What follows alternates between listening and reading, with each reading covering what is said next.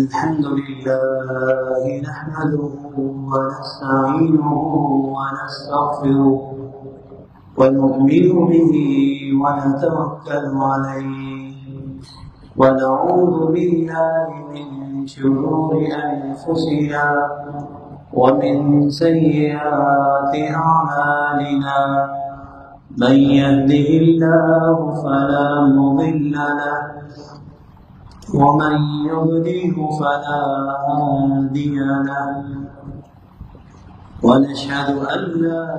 إله إلا الله وحده لا شريك له ونشهد أن سيدنا وسندنا وحبيبنا وشفيعنا محمدا عبده ورسوله وصلى الله تعالى عليه وعلى آله وأصحابه وبارك وسلم تسليما كثيرا أما بعد فأعوذ بالله من الشيطان الرجيم بسم الله الرحمن الرحيم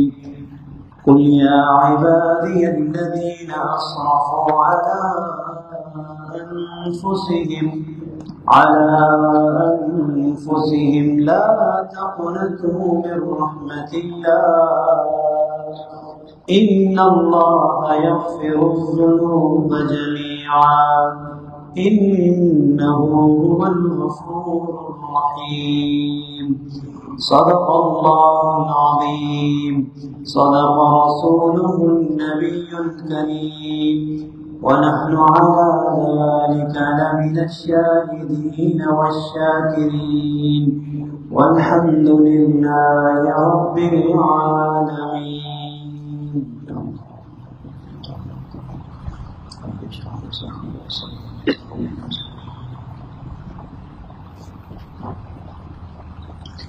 میرے معزز سامعین کرام، سب سے پہلے تو اللہ جل شانہ کی بارگاہ میں یہ دعا فرمائے کہ اللہ رب العزت مجھے حق بات کہنے کی توفیق عطا فرمائے اور مجھے اور آپ کو، ہماری اولادوں کو، اہل محلہ والوں کو،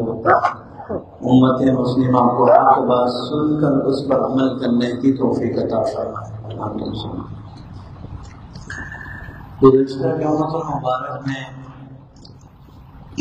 ماہ رمضان کی مناسبت سے کچھ گزارشات پیش کی تھی. امید کرتا ہوں کہ ہم نے اس پر ضرور عمل کیا ہوگا اور اللہ رب العزت ماہ رمضان کی ہر عبادت کو، ہر نیک عمل کو محض اپنے فضل و کرم سے اپنے بارگاہ میں قبول فرمائے. گزشتہ جمعۃ المبارک میں ہم نے ماہ رمضان کی ایک خاص عبادت جو کہ روزہ ہے اس پر گفتگو کی تھی کہ اللہ رب العزت نے روزے سے جو ہمیں انعامات سے نوازا ہے وہ انعام کیا ہے، پھر اس انعام کے ثمرات کیا ہے. اس پر گفتگو کی تھی کہ روزہ اللہ رب العزت نے فرمایا کہ یا ایھا الذین آمنوا کتب علیکم الصیام کما کتب علی الذین من قبلکم لعلکم تتقون. تم سے جو پہلے جو قومیں آئی تھی میں نے ان پر بھی روزوں کو فرض کیا تھا، اور وہ یہ روزوں کا فرض کرنا اس لیے تھا کہ لعلکم تتقون، تاکہ تم تقوی اختیار کر سکو. اور الحمدللہ ہم ماہ رمضان میں گزر رہے ہیں اور روزے جیسی عبادت کو کر رہے ہیں، اور اس روزے سے ہمیں جو تقوی حاصل ہونا ہے یہ ایک اللہ کی بہت بڑی نعمت ہے. اس نعمت کا جتنا بھی شکر ادا کیا جائے وہ بہت ہی کم ہے، کیونکہ تقوی ایک ایسی چیز ہے، میں نے آپ کے سامنے گزارشات پیش کر دی تھی کہ جو انسان متقی ہو جائے گا اس کی دنیا بھی بن جائے گی اور آخرت بھی بن جائے گی. دنیا کیسے بنے گی؟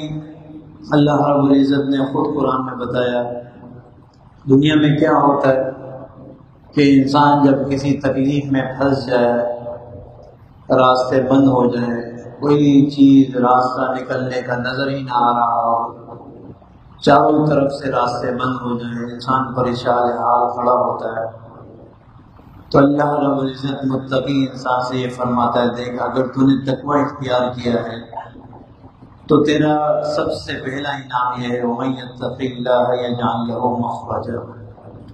کہ تیرے لیے اس دنیا میں جو بند راستے ہیں ان بند راستوں کا کھولنے کا ضامن میں ہوں۔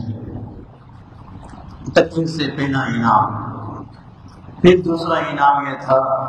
کہ جب انسان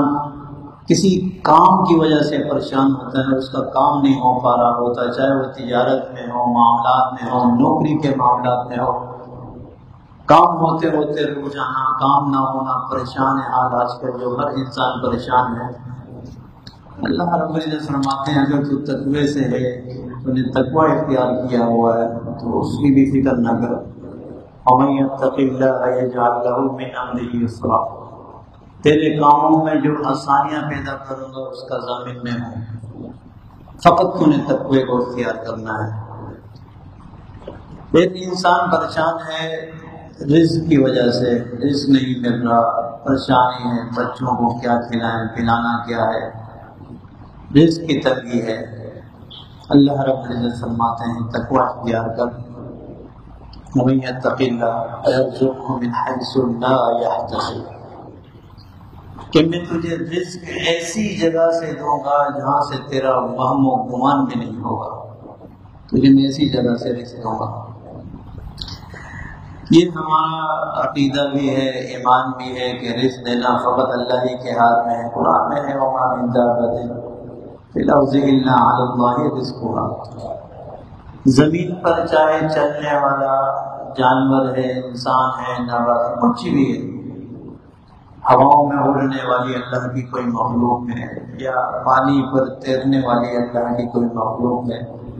تو اس کا رزق کا ذمہ اللہ رزق ہوا، اللہ پر ہے، اللہ اسے رزق پہنچاتے ہیں۔ ہاں جب رزق دانا پانی مکمل ہو جائے اور اس کو موت واقع ہونے لگے، احدکم الموت، تو پھر اس کا رزق دانا بند کر دیا جاتا ہے، پھر اس سے وہ رزق نہیں ملتا اور اچک لیا جاتا ہے اور وہ اس دنیا سے رخصت ہو جاتا ہے۔ دیکھیے بحیثیت مسلمان تو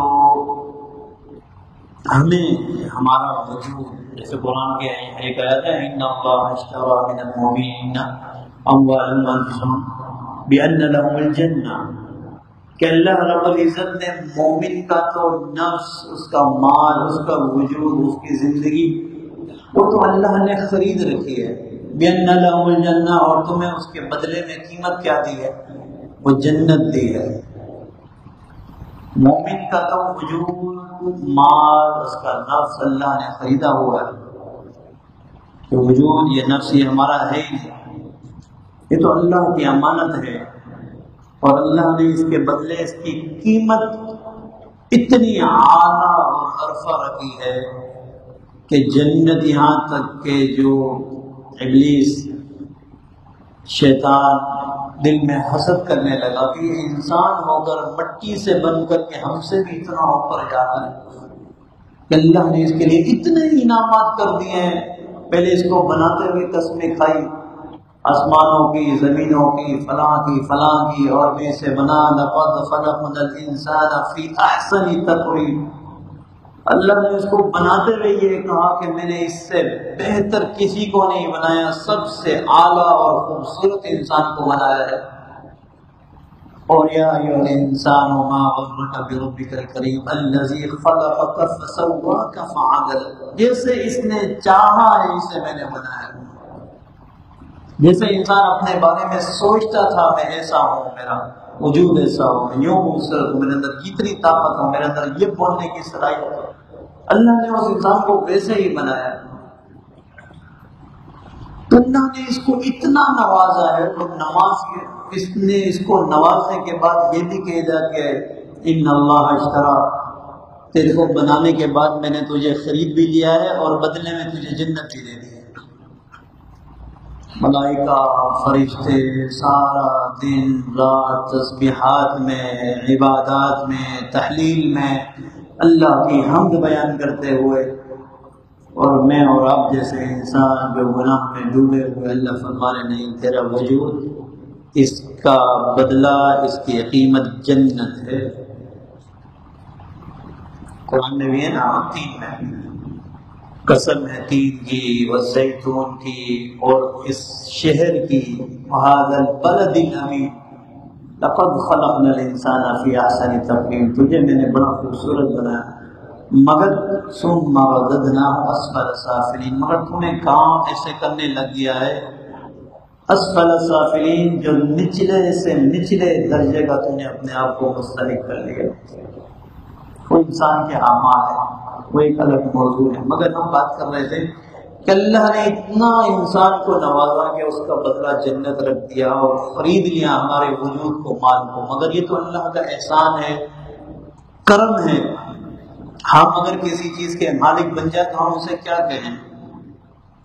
آپ کہیں ہم تو ملازم رکھ کے اس کو بولتے ہیں کہ 24 گھنٹے تو نے سانس بھی ہماری اجازت کے بغیر نہیں لینا، اگر گھر والدین سے بھی ملنے جانا ہے تو ہم سے چھٹی لے کے جانا ہے، چھٹی لے کے نہیں جائے گا تنخواہ کٹے گی، ایسا ہے؟ ہماری اجازت کے بغیر ہمارے کاموں کے علاوہ تو نے کوئی کام نہیں کرنا، کرے گا تنخواہ کٹے گی، کرے گا غصہ ملے گا، ایسا ہے نا؟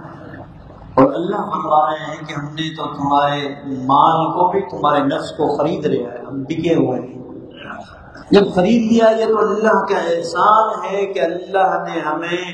اس دنیا کو بھی کمانے کی اجازت دی ہے کہ تم تجارت بھی کرو، تم معاملات بھی کرو، تم رشتے بھی نبھاؤ، شادی بھی کرو، اولاد کو بھی سنبھالو، کمائی بھی کرو، معاش کو بھی کماؤ، کھاؤ بھی ہو، کل سیرو فی الارض، گھومو زمینوں میں، میری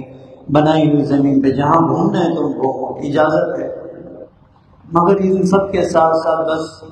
5 وقت کی ملاقات مجھ سے کرتے رہنا، نماز پڑھتے رہنا اور پابند رہنا اس چیز کے، یہ احساس دل میں رکھنا کہ ان اللہ اشترا، تم بکے ہوئے ہو، تم بکے ہوئے ہو، اور تمہارا قیمت، تمہارا بدلہ جنت ہے، جنت۔ اگلے جمعے انشاءاللہ ایک ساتھی گزارش کر رہے تھے جنت اور جہنم میں گفتگو ہونی چاہیے، اگلے جمعے انشاءاللہ کریں گے، جنت کیا ہے اور جہنم کیا ہے، آخری ایسا ہے جہنم سے خلاصی کا۔ جہنم کے بھی کچھ ایسے گڑھے ہیں جن کا ذکر کروں گا، اور عذاب کو جنت کی بھی محلات ہیں، اس کا بھی ذکر کروں گا انشاءاللہ، اللہ نے ہر زندگی رکھی۔ اللہ نے کہا تمہارا بدلہ جنت ہے، مگر اب جنتوں والے کام، جنتیوں والے کام کرتے رہنا۔ جب کوئی معاملہ کرو تو وہ معاملہ کرنا جو میرا پسندیدہ انسان کرتا ہے اس طرح کرنا،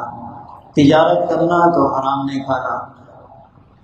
حلال کھانا، کسی کو نقصان نہیں پہنچانا، کسی کا حق نہیں مارنا، غریبوں کا خیال رکھنا، ماتحتوں کا خیال رکھنا، اور اگر رشتے نبھانے ہیں تو والدین کا احترام کرنا، والدین کے ساتھ حسن سلوک سے پیش آنا۔ اما یبلغن عندک الکبر احدہما، ان میں سے کوئی بوڑھا ہو جائے تب بھی ان کو ولا تقل لهما اف ولا تنهرهما، انہیں اف تک مت کہنا۔ بہنوں کا، بھائیوں کا، اولاد کا خیال رکھنا، اپنے پڑوسی کا خیال رکھنا، جو اوصاف نبی کریم صلی اللہ علیہ وسلم نے سورہ مومنون میں قد افلح المؤمنون میں ذکر کیا ہے، جو ایمان والے ہیں ان کے صفات یہ ہیں: نمازوں کی حفاظت کرنے والے، شرم گاہوں کی حفاظت کرنے والے، زبان کی حفاظت کرنے والے، امانت دار لوگ۔ تم نے زندگی ایسے گزارنی کیونکہ تمہاری قیمت میں نے ادا کی ہوئی، اور قیمت تمہاری جنت ہے، قیمت تمہاری جنت ہے۔ اور انسان جب اس چیز سے ہٹ کر، اللہ نے جب ہمیں اجازت دی چلو دنیا بھی کماؤ، ہمیں حالانکہ مقصد بھی بتا دیا، وما خلقت الجن والانس الا لیعبدون، تمہیں پیدا کرنے کی وجہ یہی ہے کہ تم میری عبادت کرو، مگر ساتھ ساتھ دنیا کو بھی کمانا ہے، اسباب کو بھی چننا ہے۔ مگر انسان غفلت میں پڑ جاتا ہے اور دنیا ہی کی عیش عزت عشرت کو جب پانے لگتا ہے اسے اس میں مزہ آنے سکون نہیں، اسے اس میں مزہ آنے لگ جاتا ہے اور اس مزے میں وہ مستغرق ہونے لگتا ہے، فدا ہونے لگتا ہے، اپنی زندگی تباہ کرنے لگتا ہے، نہ چھوٹے بڑے کا خیال رکھتا ہے، بیٹا باپ کو زمین کی وجہ سے قتل کر رہا ہے، باپ بیٹے کو کر رہا ہے، بہن کو قتل کیا جا رہا ہے، زنا ہو رہے ہیں، شراب بھی عجیب یعنی کہ معاملات ہیں۔ کیوں؟ کیونکہ انسان جلد باز اور کمزور ہے، تھوڑی سی آسانی کو دیکھ کر وہ یہ سمجھتا یہ دائمی ہے، مگر یہ تو اللہ نے ایک اجازت دی تھی کہ بھائی تم نے دنیا میں بھی تو رہنا ہے نا، بس رحل بسر کرو، مسافر کی طرح زندگی گزارو، کیونکہ نبی کریم صلی اللہ علیہ وسلم نے فرمایا نا مومن کی زندگی جیل خانے کی طرح ہے، جیسے جیل میں قیدی، دنیا سجن المومن و جنت الکافر، یہ تو مومن کے لیے ایک جیل خانہ ہے، یعنی ایک قید خانہ ہے، اس میں بہت سی پابندیاں ہیں، ان پابندیوں کے اندر گھرا ہوا ہے۔ اور وہ کیوں ہے، پابندی کیوں ہے؟ کیونکہ قیمت ادا ہوئی ہوئی ہے تیری جنت۔ یا آج کوئی انسان کھڑا ہو کے کہہ دے یار ساری پابندیاں ہٹا لو اور یہ جنت کا قیمت کا ہٹاؤ، جنت نہیں چاہیے۔ ہر انسان اس کا طلبگار ہے، ہمارا مقصد ہی یہ ہے اللہ کی رضا کو حاصل کرنا اور جنت میں جانا کا۔ مومن کا تو مقصد ہی ہے، اس کے علاوہ تو انسان کے جینے کا، مومن کے جینے کا مقصد ہی فوت ہو جاتا ہے۔ قیمت ادا ہوئی، یہ قید کے اندر رہنا ہے، اندر رہ کر زندگی گزارنی ہے، اس جنگلے سے، اس مقدار سے باہر نہیں آنا، اس کے ایک قدم پیچھے ہی رہنا ہے، لکیر تک رہنا ہے بس۔ اب جب انسان غفلت میں پڑ جاتا ہے، 11 مہینے گزر جاتے ہیں، اللہ رب العزت بھی پھر غفور الرحیم، انسان سے بے پناہ محبت کرنے والی اللہ رب العزت کی ذات کہتی ہے کہ کوئی بات نہیں، اگر 11 مہینے تو نے نافرمانیاں کر لی، عبادات میں کمی کوتاہی رہی، تو ایک موقع میں تجھے اور دیتا ہوں، اور وہ موقع ہے ماہ رمضان۔ تجھے ماہ رمضان کا میں مہینہ دیتا ہوں، جو 11 مہینے تو نے دنیا کو کمایا اس کے پیچھے دوڑتا رہا، نفرتیں کرتا رہا، مال کھاتا رہا، اور مال ہی کے کمانے میں عبادات کو بھی چھوڑتا رہا، احکامات کو بھی چھوڑتا رہا، سنتوں کو بھی پس پش ڈالتا رہا، قرآن کی تلاوت کو پس پش ڈالتا رہا، قرآن نہ پڑھا نہ سیکھا، غفلت میں رہا۔ اب دل تو زنگ آلود ہو گیا نا۔ نبی کریم صلی اللہ علیہ وسلم نے فرمایا کہ جب انسان ایک خطا، ایک گناہ کرتا ہے، اس کے دل پر ایک سیاہ نقطہ لگ جاتا ہے۔ اگر وہ اس خطا پر، گناہ پر معافی مانگ لے تو وہ سیاہ نقطہ ختم ہو جاتا ہے، اگر وہ معافی نہ مانگے وہ سیاہ نقطہ بڑھتا بڑھتا بڑھتا، کلا بل ران علی قلوبہم ما کانوا یکسبون، اس کے پورے دل کو کالا کر دیتا ہے۔ پھر اللہ کی حمد اور توحید، اس کی مشروعیت، اس کی وحدانیت، اس کی احکامات دل میں بیٹھتے نہیں ہیں، پھر طرح طرح کی سوالات، باتیں ذہن میں پیدا ہونے لگتی ہیں۔ اللہ حفاظت فرمائے۔ اللہ کہتے ہیں میں نے تجھے رمضان دیا ہے، تیرے دل جو زنگ آلود ہو گیا ہے نا،